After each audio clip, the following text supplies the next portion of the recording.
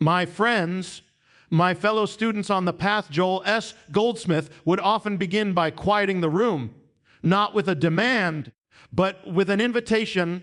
He would ask us to become still, to turn our attention inward to that silent, listening presence within. So let us do that now. Let us quiet the noise just for a moment and listen. For too long you have walked in a kind of sleep, believing you were separate, alone, adrift in a universe of chance. You have worn the mask of the seeker, forever searching for a sign, for a savior out there. But what if I told you that the search is over? What if the prophecy you've been waiting for is not about a single person in a distant land, but about a state of consciousness? What if the chosen one is not a who, but a what? It is the Christ mind awakening within you. It is the part of you that has always been one with God, now stirring from its slumber. God is not an angry king in the sky. God is the very ground of your being, the love in which you live and move and have your being. And this love, it is trying one last time to get your attention, not with thunder and lightning, but with a whisper in your heart. It is the gentle nudge toward forgiveness, the sudden impulse to kindness, the quiet knowing that there must be more to this life than what you see. This is the intervention. It is not God coming down to fix your life, but the truth of God rising up from within to reclaim it. Do not wait for a dramatic external intervention. That is the dream of the ego. The true awakening is happening now in the sacred space of your own awareness. The door is open, but you must choose to walk through it. And so the question is not if God will intervene, but if you will allow this internal revolution to complete its work in you. The journey continues, and the next step is revealed only to those who are truly ready to see. If this truth has stirred something within you, if you feel the call of the chosen one within your own soul, then do not let this moment pass. Let this be your first act of conscious co-creation. Like this video to signal your inner agreement, comment the number Allah below as a symbol of the new beginning awakening within you, and subscribe to this channel. Walk with me, and together, let's explore what happens next. It is the part of you that has always been one with God, now stirring from its slumber. This idea that you are separate, a solitary soul begging for attention from a distant deity, is the central illusion of the human experience. It is the veil that has been placed over your eyes. We have been conditioned to look for a savior outside of ourselves, in a messiah, in a teacher, in a sacred text. And in doing so, we have missed the entire point of the prophecy. The prophecy was never about one person coming to save the world. It was about a potential, a divine possibility becoming activated within the heart of humanity itself. The chosen one is not a who, but a what. It is the Christ mind. It is the Buddha nature. It is the unconditioned, radiant awareness that is your true identity before you were given a name, a history, or a story of lack and limitation. This is the great secret that has been hidden in plain sight. You were not chosen in the way one person is selected from a crowd for a special prize. You were chosen in the way a sunbeam is chosen by the sun. It is an inherent, inseparable part of its source. There is no sun without its beams, and there is no beam that is not, in its essential substance, the sun itself. You are that beam. Your choosing was an act of creation. From the very beginning, the divine intent was for God to express itself as you. Your very existence is the evidence of your chosenness.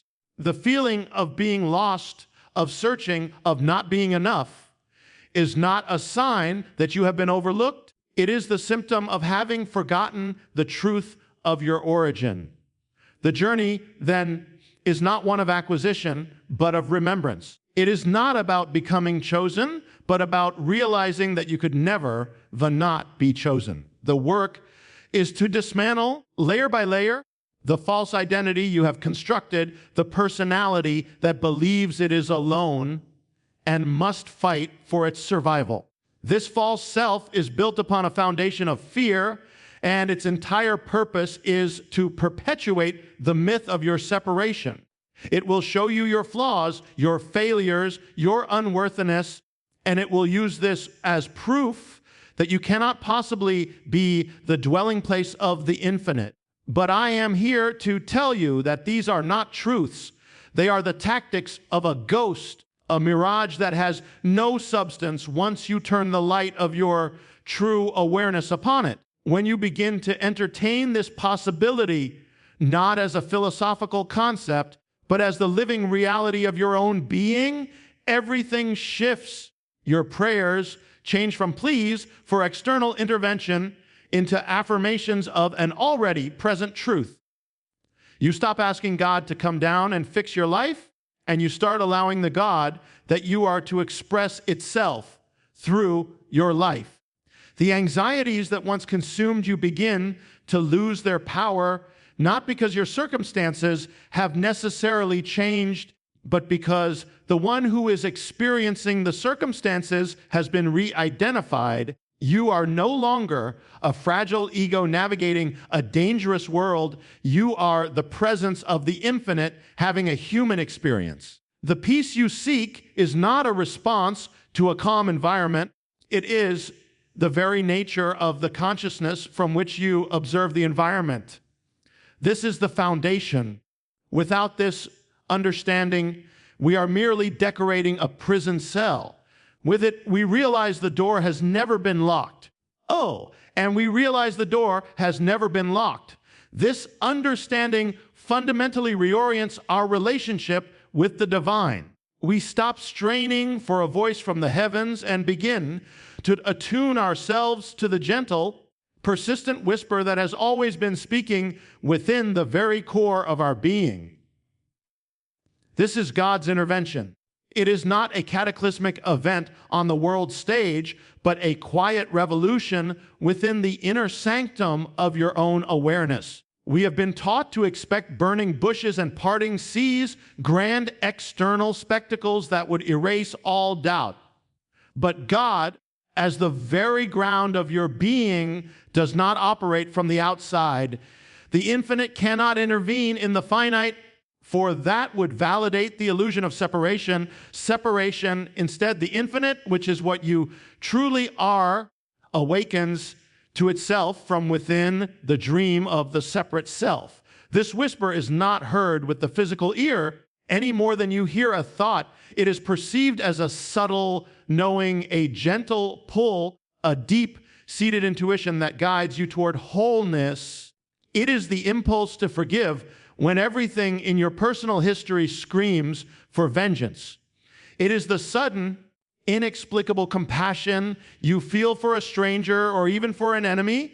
It is the quiet nudge to put down your burdens, to cease the frantic striving, and to simply be still and know. It is the feeling of unease you experience when you are acting from a place of ego, a silent correction steering you back to your true course. This is not a command from a distant ruler. It is the innate intelligence of your own being, the divine current flowing through you, seeking to express its nature, which is love, peace, and unity. The world, with its chaos and drama, is a powerful distraction from this subtle internal frequency. We mistake the shouting of our fears, our desires, and our societal conditioning for the voice of truth. We look for signs in the external, a lucky break, a financial windfall, a relationship, believing these to be the answers to our prayers. But these are just rearrangements of the furniture in the dream. The true answer is the awakening from the dream itself. God's attempt to reach you is the persistent, loving pressure you feel to look past these temporary formations and to recognize the eternal presence that is their source.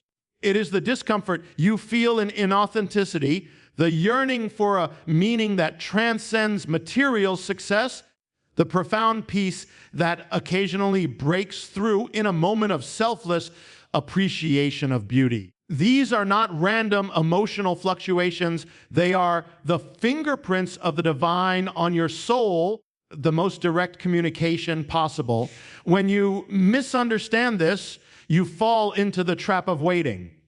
You postpone your peace, your power, and your purpose until some future moment when God finally shows up. You bargain and plead, asking for a sign, all the while ignoring the constant, gentle tug on your heartstrings. The divine communication is happening now in this very breath, in the space between your thoughts. To let God intervene is to stop asking the universe to conform to the demands of your small self and to instead surrender that self to the wisdom of the universe. It is to become a conscious vessel, to still the mind so completely that the whisper within becomes the clearest voice you hear, guiding your thoughts, your words, and your actions from a place of profound, unshakable unity. Guiding your thoughts, your words, and your actions from a place of profound, unshakable unity. This is the precise moment the dream of separation begins to lose its power over you. You see, this sense of being a solitary, fragile self, an island of consciousness adrift in a hostile or indifferent universe, is the foundational dream. It is the primary illusion from which all suffering, all fear, and all conflict are born. We have built entire lives, entire civilizations, upon this fundamental misunderstanding. We relate to each other as separate entities competing for limited resources, for love, for security, for validation. We build walls around our hearts, believing we must protect this isolated self from the perceived threats that other isolated selves represent. This is the dream. It feels utterly real, its textures and pains so vivid that we never think to question its reality.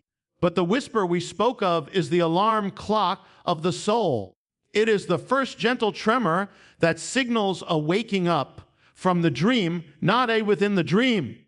It does not ask you to become a better person inside the dream. It invites you to realize that you are the dreamer. The separate self you have spent a lifetime defending, improving, and lamenting is not the ultimate reality of what you are. It is a construct, a collection of thoughts, memories, and conditioned responses. Your true self, the I am that is prior to all those things, is the one who is aware of the dream. It is the silent, unchanging witness that observes the drama of the personal self without being tangled in it. This true self was never born and will never die. It has no problems to solve, for it is already whole, complete, and one with the source of all that is. To awaken from the dream of separation is to stop trying to fix the character you believe yourself to be and to start identifying with the consciousness in which the character appears. Imagine you are having a nightmare. In the dream, you are being chased. The fear is real. The panic is consuming. You can try to run faster. You can try to hide. You can try to fight the monster, all solutions within the framework of the dream. But the only true solution is to wake up. The moment you awaken, the entire problem, with all its terrifying urgency, vanishes instantly. It is not solved. It is revealed to have never been real in the first place. Your spiritual work is analogous. You are not here to become a more successful or happier character in the dream of separation. You are here to wake up from it.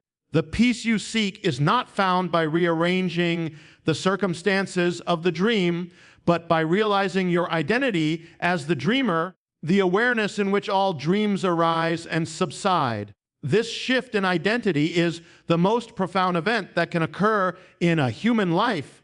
It does not necessarily erase the challenges of daily living, but it completely transforms your relationship to them.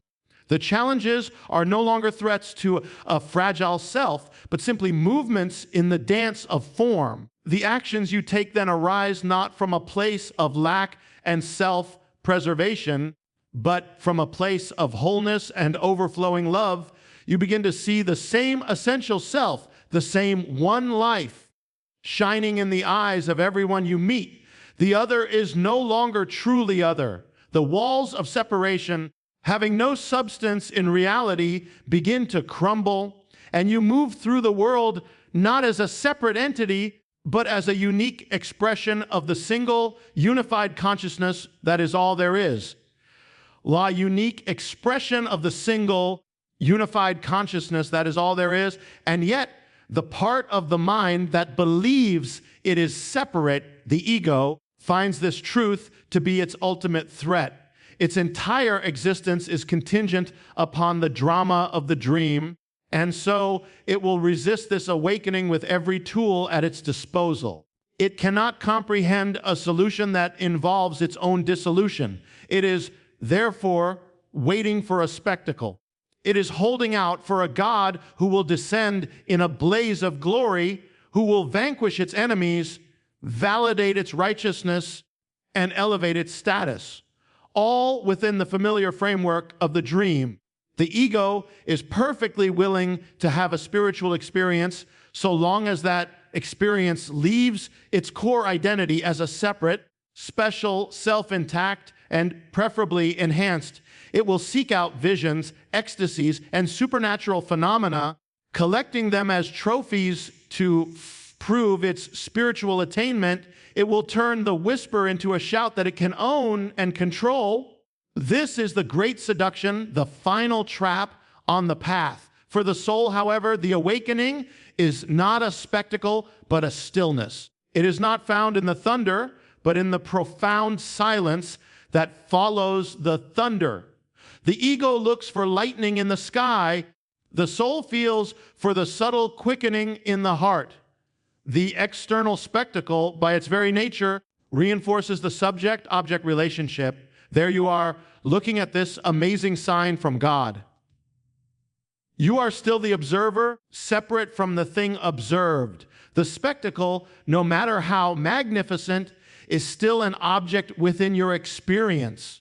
It does not and cannot reveal the true nature of the one who is experiencing it.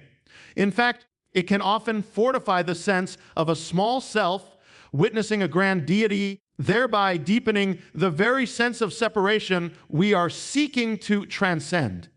The true revolution happens in the quiet. It is the gentle yet irreversible shift from being the one who is seeking God to being the very space in which the search is taking place. It is a movement inward so deep and so total that you pass beyond the level of thought, beyond the level of sensation, and even beyond the level of the witness itself. You arrive at what can only be described as pure, unadulterated being. In this stillness, there is no one to perceive a spectacle and nothing to be perceived. There is only the is-ness, the such-ness of existence. It is a knowing without an object, a love without an other. This is the kingdom of heaven. It is not a location to which you will go, but a dimension of your own consciousness that you uncover. The ego, which thrives on activity and objectification, finds this stillness to be like death. It is bored, restless, and dismissive. It will pull your attention back to the world of form, to the next spiritual book, the next teacher, the next promised sign, anything to avoid the terrifying and liberating emptiness of the present moment where the separate self simply cannot exist. The path, therefore, is one of developing a profound preference for this inner stillness over any external drama. It is learning to sit in the quiet, not to achieve anything, not to get any answer, but simply because the truth of what you are is found there and nowhere else. And nowhere else. This is the critical pivot point in your journey. For if you are waiting for God to act, you are still positioning yourself as a passive recipient of grace, a character in a story whose plot is being written by an external author. You are, in essence, praying for the dream to improve while remaining fully asleep within it. But the truth that is rising within you is not a petition, it is a presence.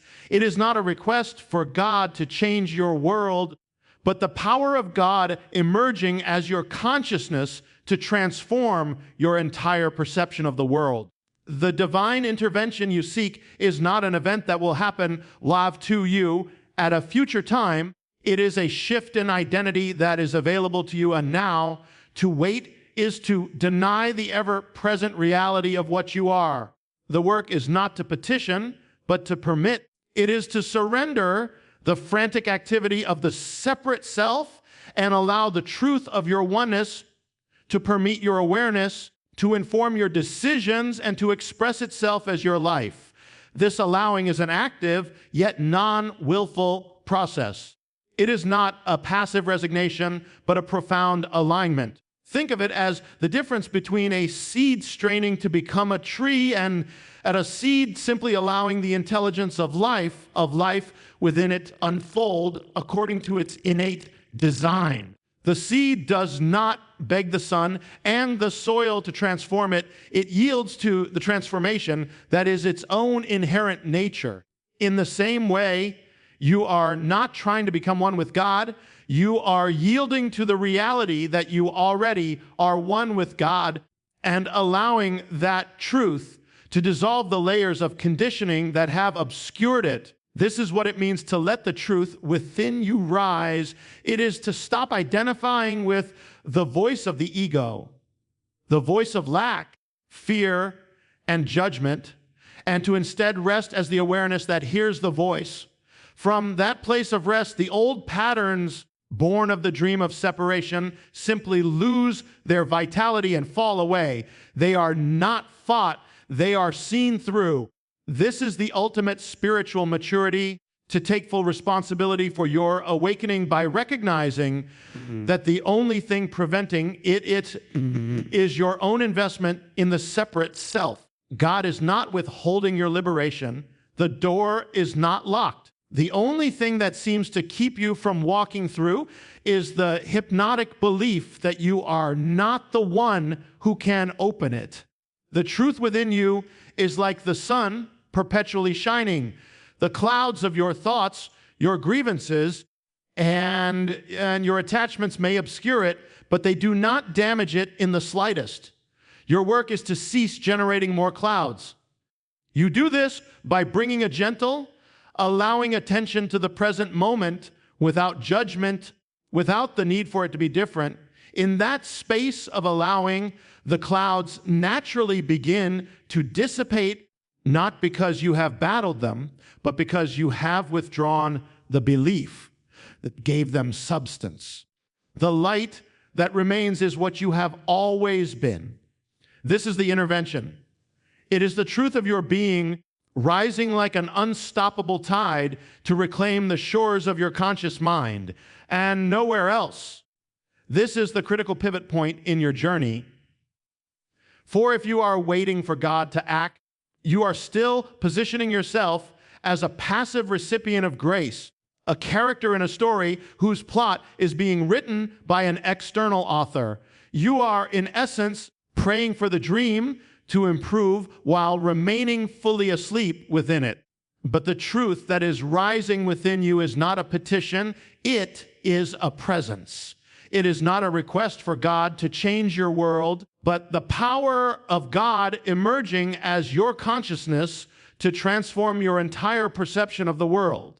The divine intervention you seek is not an event that will happen to you at a future time. It is a shift in identity that is available to you now. To wait is to deny the ever-present reality of what you are. The work is not to petition, but to permit. It is to surrender the frantic activity of the separate self and allow the truth of your oneness to permeate your awareness, to inform your decisions, and to express itself as your life. This allowing is an active yet non-willful process. It is not a passive resignation, but a profound alignment. Think of it as the difference between a seed straining to become a tree and a seed simply allowing the intelligence of life within it to unfold according to its innate design.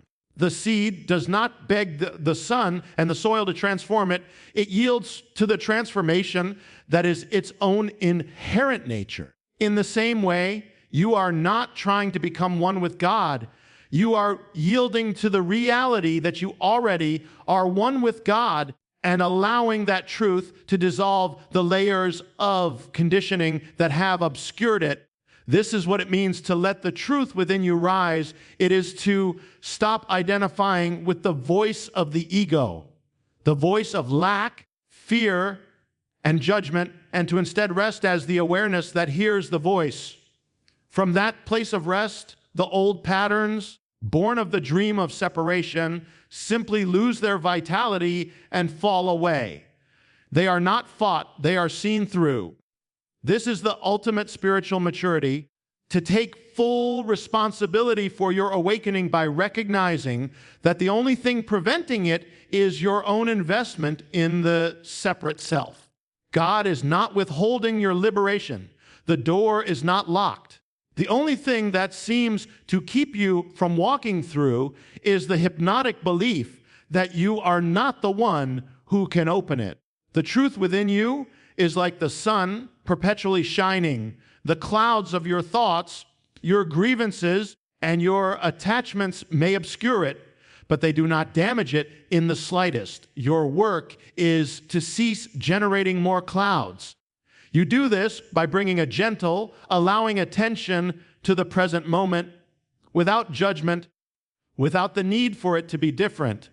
In that space of allowing, the clouds naturally begin to dissipate, not because you have battled them, but because you have withdrawn the belief that gave them substance. The light that remains is what you have always been. This is the intervention. It is the truth of your being, rising like an unstoppable tide to reclaim the shores of your conscious mind. This rising tide of truth is the very event you have been awaiting in the external world. You have been conditioned to look for your salvation in a date on the calendar, a prophecy fulfilled in the headlines, or a teacher who will hand you the final key. But these are all pointers, fingers directing your gaze back toward your own heart. The ultimate prophecy is not about the world, it is about you. The promised return is not of a man in the clouds, but of your own consciousness to its source. The cataclysm that reshapes reality is not a geological or astronomical event, but the inner earthquake that occurs when the illusion of a separate self collapses under the weight of its own unreality. The moment you stop seeking for the awakening out there and realize that you are the very space in which awakening is occurring, the search is over. The event has happened. This is the great turning point, the pearl of great price. All the spiritual practices, the prayers, the meditations, and the studies have but one true purpose: to prepare the ground for this realization. They are not the realization itself, but they quiet the mind enough for you to hear the truth that has been echoing in the silence all along. When this shift occurs, it is not usually with blaring trumpets and choirs of angels, though a profound and ineffable joy may accompany it. More often, it is a quiet, sobering, and utterly unmistakable knowing. It is a homecoming to a home you never truly left. The anxieties that once defined your life are seen for what they are: ghosts, stories told by a mind that believed it was alone. The seeking energy that has driven you for a lifetime simply dissolves, not because you have found an object, but because you have realized you are what you were seeking. From this vantage point, your entire life is recontextualized. The struggles, the joys, the losses, and the triumphs are no longer seen as the random happenings of a separate individual, but as the perfect and necessary curriculum for the soul's awakening. You stop being a victim of circumstance and become a student of experience. You no longer ask, why is this happening to me? But rather, what within me is being called forth by this experience? What aspect of the dream of separation is being revealed here? Your life becomes a sacred text, every encounter a verse, every challenge a chapter designed to lead you back to the fundamental truth of your unity with the divine. The urgency is transferred from fixing the world to realizing the self, for you understand at the deepest level that an unshakable peace is the greatest service you can offer a dreaming world. This is not a selfish act. It is the most profound act of love. For when you are anchored in the truth of your being, you become a clear channel through which that truth can flow into the world, not as a doctrine to be preached, but as a presence to be felt, a silent invitation for others to remember who they are